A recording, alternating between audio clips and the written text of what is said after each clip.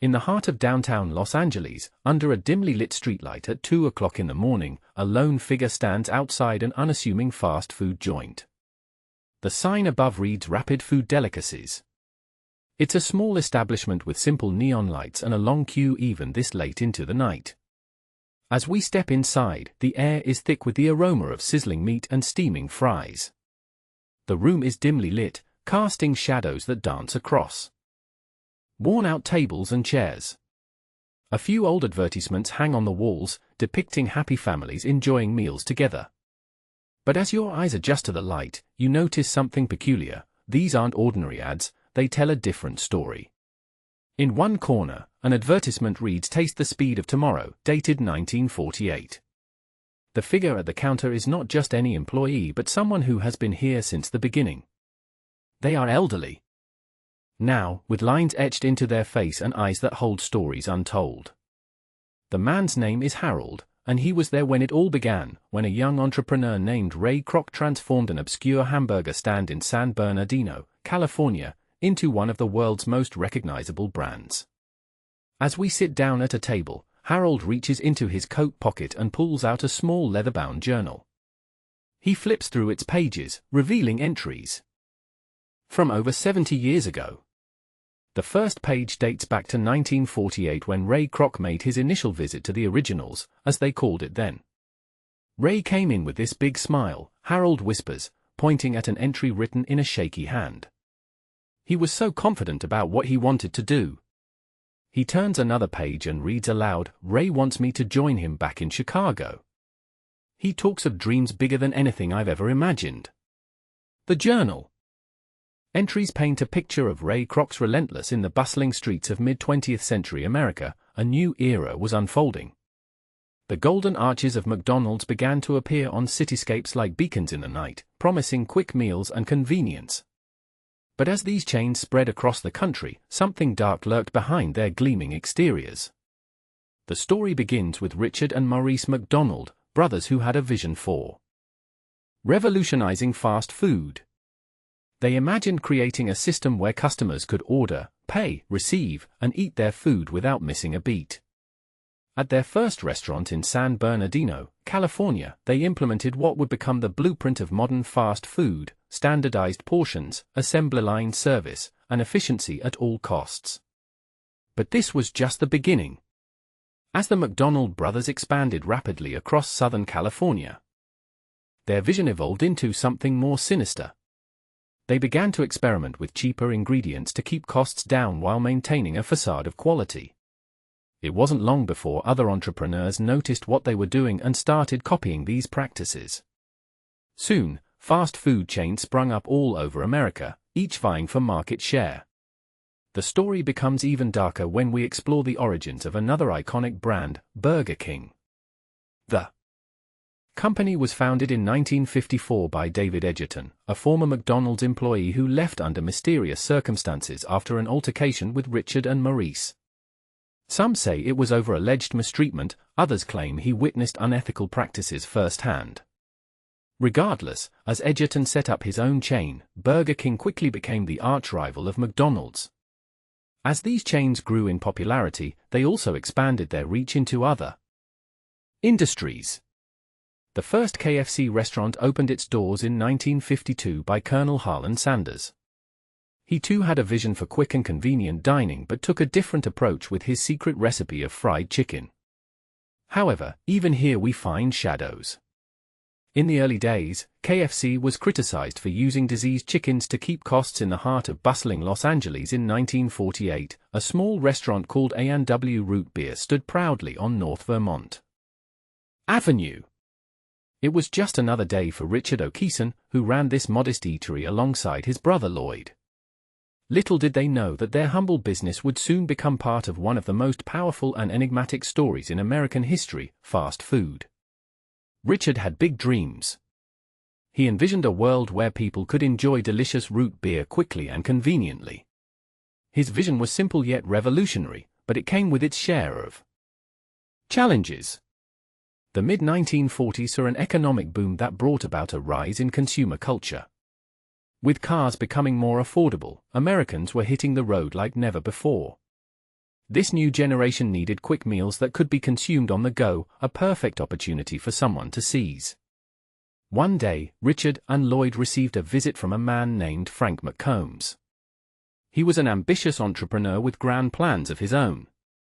McCombs proposed a partnership where A&W would supply root beer to his new restaurant chain, which he called McDonald's. The idea seemed promising. If they could make root beer available at these quick-service restaurants, it might boost their business and tap into the growing demand for fast food. However, what Richard didn't know was that Frank McCombs had a dark agenda. He wasn't just interested in expanding A&W's reach but also in creating an entirely new kind of restaurant experience, one that would revolutionize the way people ate on the go. McCombs began to subtly influence Richard and Lloyd with his vision, painting a picture of unlimited potential for their humble root beer business. The brothers initially resisted. They were rooted in traditional values, running a family-owned establishment where everyone knew each other by name. But as they tasted the financial benefits of this partnership, the allure became too hard to ignore. The McCombs' charm and vision began to chip away at Richard's. In the heart of the bustling city, under the neon lights that flicker in constant rhythm, there's a story waiting to be told. A tale of corporate greed, hidden experiments, and the birth of fast food chains that have become an integral part of our lives. Imagine stepping back over half a century, 1950s America, where life was simpler, yet darker than it seemed. It was during this era that the first whispers of change began to circulate. A man named Ray Kroc, with his unassuming demeanor and sharp business instincts, was about to enter the scene. Kroc had been selling milkshake mixers for years when he stumbled upon a small diner in San Bernardino, California, called McDonald's. Initially skeptical, Kroc was intrigued by what he saw: rows of identical burgers being served at breakneck speed, with an efficiency that seemed almost unnatural. The brothers Dick and Mac McDonald were revolutionizing the way food was sold, but their methods were not entirely above suspicion. As Kroc negotiated to take over the franchise, a darker side began to emerge. It wasn't just about serving burgers, it was about control. Kroc's vision was clear: he wanted to turn McDonald's into an industrial operation where every aspect of the business could be standardized and controlled down to the smallest detail. This meant that no one would remember who owned or operated these restaurants, only what they served. The turning point came when Kroc discovered something disturbing about the brothers' methods. The Mc family had developed a process called Speedy Service System, which involved strict adherence to timekeeping and efficiency metrics. Employees were closely monitored, with cameras recording every second of their workday. This wasn't just about improving service, it was an Orwellian surveillance state within a small business. Kroc saw the potential for mass production and exploitation that the Speedy system offered.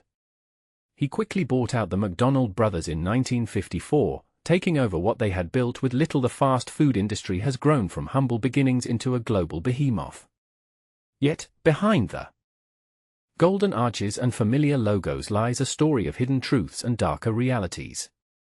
As we delve deeper, you'll find that these chains didn't just spring up overnight. They were born out of an era of rapid industrialization, economic turmoil, and social change. Imagine a world in the 1940s where families often gathered around the dining room table. The idea of eating outside your home was unimaginable to most people. But then came a man named Ray Kroc. He wasn't just another businessman, he had a vision that would reshape America's relationship with food. Ray Kroc, born in 1902, started his career as a door-to-door salesman.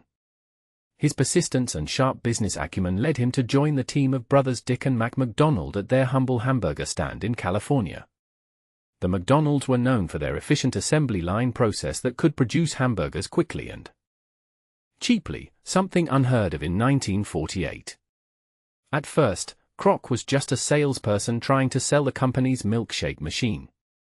But he soon realized the potential of what the McDonald brothers had created. He saw an opportunity to standardize their business model and make it scalable. The idea of uniformity appealed to him, something that could be replicated across different locations. Kroc's vision was ambitious: to create a chain where every restaurant would look exactly the same, with identical menus, ingredients, and service standards.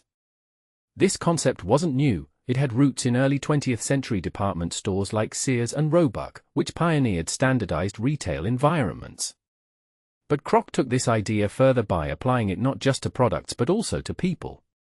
The McDonald's system relied heavily on low-skilled labor, making it highly attractive for teenagers looking for part-time jobs during the post-war boom era. These young workers were trained in as we leave the neon-lit streets behind us and step back into the shadowy corridors of time. A question lingers in our minds. How did fast food chains, once simple hamburger joints, become global giants that shape not just what we eat but how we live? The story begins with the rise of Ray Kroc and McDonald's in 1954. It wasn't just about better burgers, it was a revolution in marketing and distribution.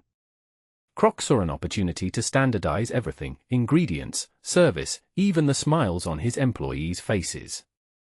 He turned the American dining room into something you could find anywhere, at any time. But beneath this veneer of convenience lies a darker tale. The expansion of fast food chains was not without its costs.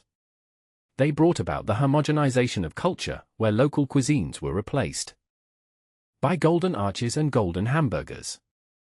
Each restaurant looked like every other, with no hint of regional flavor or tradition. Yet, something else emerged from this monolithic spread: health concerns. As we piled on more fries and sodas, the obesity epidemic began to rear its head in the 1980s. Fast food was no longer just a treat, it had become a lifestyle choice that was challenging public health policies and dietary guidelines. And then there's the environmental impact. The sheer volume of waste generated by fast food packaging is staggering: plastic, paper, and styrofoam filling landfills at an alarming rate. Each plastic wrapper, each cardboard box tells a story of convenience at the expense of our planet's future. But perhaps most troubling is how these companies have managed to infiltrate even the smallest towns across America. Fast food chains now dominate local markets, squeezing out smaller businesses that once thrived on community support and personal relationships.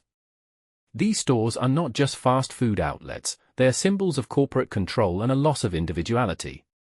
The story doesn't end here, though. In recent years, some truths hide in shadows. Subscribe to uncover them.